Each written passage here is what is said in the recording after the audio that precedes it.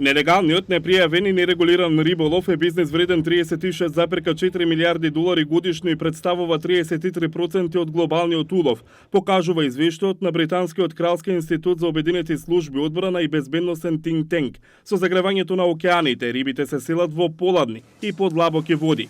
Криминалците одат по нив. Тие ги следат рибите во движење. Постои загриженост дека ќе ги преминат поморските граници.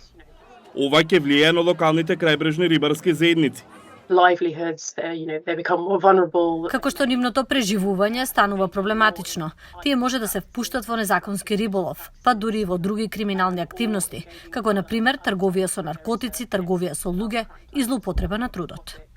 Повеќето сиромашни држави немаат капацитет за одржување поморска полиција. Во делови од Африка и Јужна Америка припадниците на крајбрежните сили велат дека странските бродови за риболов, вклучувајќи ги оние од Кина, ги уништиле рибните залихи. Кога кинезите не беа тука, ако риба роди на риболов, можеше нешто и да донесе. Ова е тешко време за нас. Кина негира дека нивните бродови вршат нелегален риболов. Крајбрежната стража на САД во 2021 година објави дека нелегалниот риболов го заменил пиратството како водачка глобална закана за поморската безбедност. Британскиот извештај го нотира затоплувањето на Јужното Кинеско море како жешка точка, каде често се случуваат конфронтации. Овој месец земите членки на Обединетите нации се согласија на заштита на биодиверзитетот, воспоставувајќи широки заштитени подрачја на морињата.